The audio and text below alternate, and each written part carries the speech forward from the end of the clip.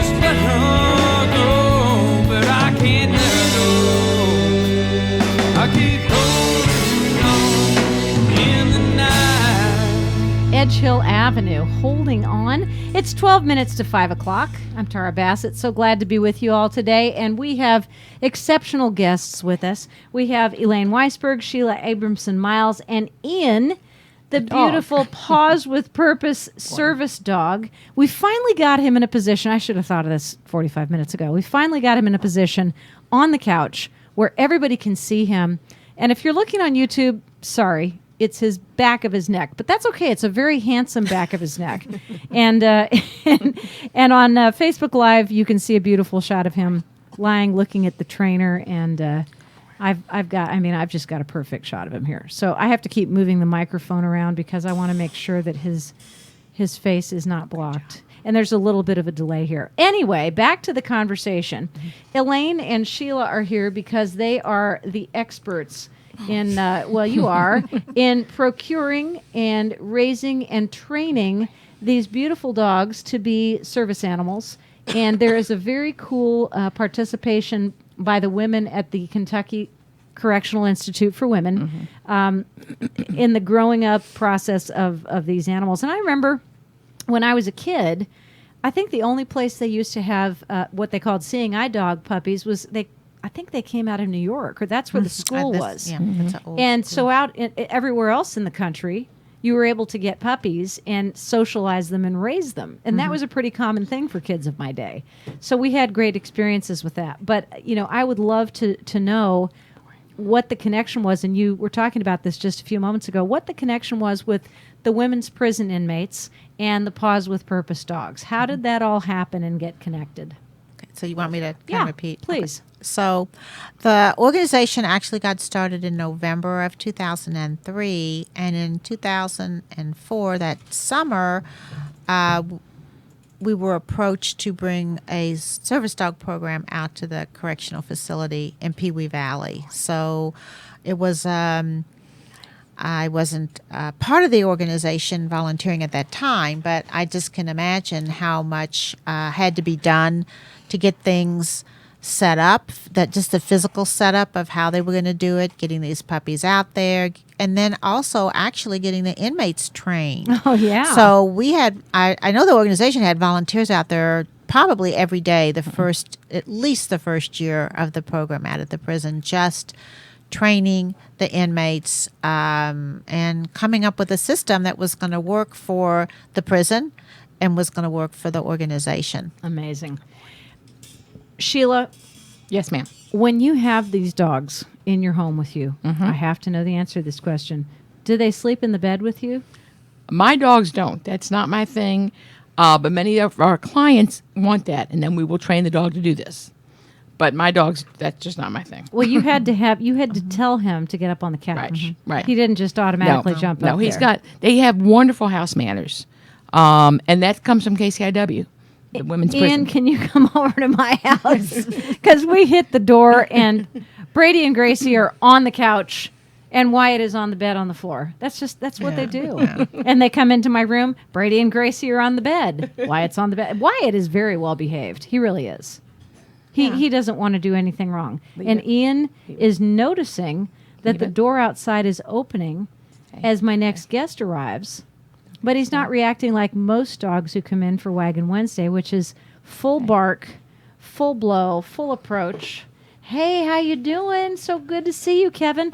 Kevin from the Velvet Saints is in. We're going to be talking about a little bit of cancer research, and we're going to have you on in just a second, so have a seat. This is the Paws with Purpose crew. This is Sheila, that's Elaine, and this is Ian, the service animal, who is the most exciting part of this entire Waggin Wednesday. I love him. He is so cute. He really is, and he's a very good boy.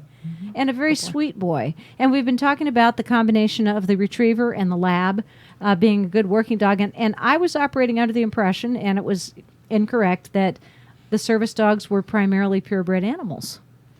Some are and some aren't. Yeah. But it's not a problem if they're not. No, I mean, you want the temperament and the medical background and the dog that wants to work. That's what you're looking for. What do you want to tell me about Paws with Purpose, Elaine? Well, to the general public that's listening to this, I'd love for you to go on our Facebook page, our website to learn more about our organization. We can always use volunteers. I want to invite you to take part in Give Local Louisville, and which is tomorrow. And again, go to our Facebook page or our website, or come down to 4th Street Live and see us there. You can make a donation as little as $10 to help us out. These dogs are placed free of charge to our recipients, and so we really get along on the wonderful donations of the community, the grants that we are able to get, and just the generosity of the fundraisers that we do. That's awesome. What I'm going to do is I'm going to post it on my page, Paws with Purpose, the Facebook page, and the website, just Thank so you. people will be able to get in touch with Thank you, and you. that Yep. will help a whole lot. When is this guy going to be placed, and do we already know who he's going to be placed with? Well, we're not definitely sure. We're thinking about a child. First time we've done this with a child. Cool. And but it's being placed with the family because the child's young. Sure. And they're hoping by December, January. There's a lot of work the recipient has to do, a lot of classroom work, a lot of hands-on with the dog, a lot of like one day overnight, then 2 nights overnight. So we're hoping by 2017 he'll be with this person. Okay, so tell me about the classroom work that the prospective owner has to do, Elaine. That sounds really interesting. Well, they come to class on Saturday afternoon. We do our training classes for our dogs at St. Andrew's Episcopal Church on Woodburn Avenue. Thank you, St. Andrew's Episcopal Absolutely. Church. Yeah, for real. They've been awesome. very Yeah. wonderful to us to allow us to use Collins Hall for our training, and then we use some of their educational rooms to actually work with the recipients or the applicants so that they can learn about dogs, learn about training, have hands-on, meet the puppies. It just goes on every Saturday for many, many, many weeks. That's amazing. And what is the average age of someone who would get a service animal? The youngest can be 8 years Okay. old. All right. And that has to be, as Sheila said, if we're going to place a dog with a child, the family has to all be on board. So Sure. that's almost a more intricate kind of a placement to make sure course. that's going to work. And then from there on, so we have many along the age continuum, many with different kinds of disabilities. Sure. Okay, what if the child of 8 has a younger brother or sister? Is it going to be able to? Is the dog going to be able to be placed in that? I home? mean, that's all part of the whole family dynamics. sure. There's never a black and white. We do an assessment of the family, an interview. We do a home evaluation to make sure that the home is safe, because sometimes they have other pets. So we Sure. want to make sure that that's going to work out. along. It's very involved, and again, that's part of that volunteer time and effort that we put in to make these dogs be out working in public eventually. Absolutely. We were talking a little bit earlier about Sheila and her training and what she does, and we've had a whole turnover in listenership at this point. Some people are listening on their car radios to WCHQ 100.9 FM. Others are tuned in on Crescent Hill Radio, watching YouTube. Some are looking at us on the Facebook Live feed on phones or tablets or whatever. And then others have taken the time and energy, which is about, 5 or 10 seconds, to download the Crescent Hill Radio phone app, which means you can carry us with you wherever you go. And if you open up your phone app, you're going to be able to hear us and see us, which is really cool. So I'm very excited about the fact that Waggin Wednesday exists, and really excited about the fact that you took the time to come in, Elaine Weisberg and Sheila Mullins. What am I saying? Sheila Abramson Miles. It's okay. I'm looking at Facebook and I see my friend Sheila Mullins there. And Ian, thank you dog. so much. Well, thank you. Ian, thank is you. your middle name The and your last name Dog? Is that how it works? Sure. I thought so. That's wonderful.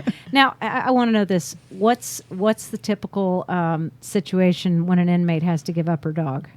Are there a lot of tears? Of course. Uh-huh. That dog has lived with them for 2 years. From Wow. 8 weeks old is a little bitty puppy that they've brought up from crying and getting up in the middle of the night, and housebreaking, on to seeing them be able to open a refrigerator door and get a bottle of water or take off a shoe, or they actually do get to meet the recipients. So yes, Wonderful. So they see the end process, And then around they the get corner, another a puppy. puppy. They get They another do get puppy. another puppy pretty Yes. quickly. Yeah. We try to get them. Assuming that they are going to have a sentence that allows them to stay long enough. We look for inmates that are going to have a sentence minimally 2 years, Right. Because before they would meet the parole Sure. board, because that's how long it takes to train a dog. Sure. So longer sentences, yes, Yeah. for the most part. So longer sentences are good if you want to be a part of the Paws with Purpose training program. You heard it, ladies and gentlemen, from Elaine Weisberg. Oh, that's so funny. No, it's great. Kentucky Correctional Institute for Women, thank you for all the work that you do for Paws with Purpose. And Elaine and Sheila, Abramson, Miles, and Weisberg, Thank you. Thank you. thank you. Thank you. I got your names right. You did. You did. Absolutely. Thank you both for all you do. Well, Thank we you. appreciate the time today. Oh, we appreciate it too. And don't forget tomorrow's Give Local Louisville. Crescent Hill Radio also in the running. And since I am currently on Crescent Hill Radio, I will say, choose us.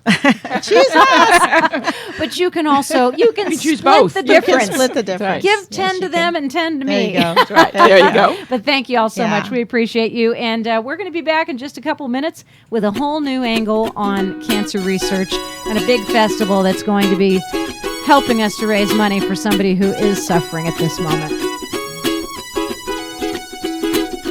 I wake up 9:30. The sun is shining and I'm feeling good.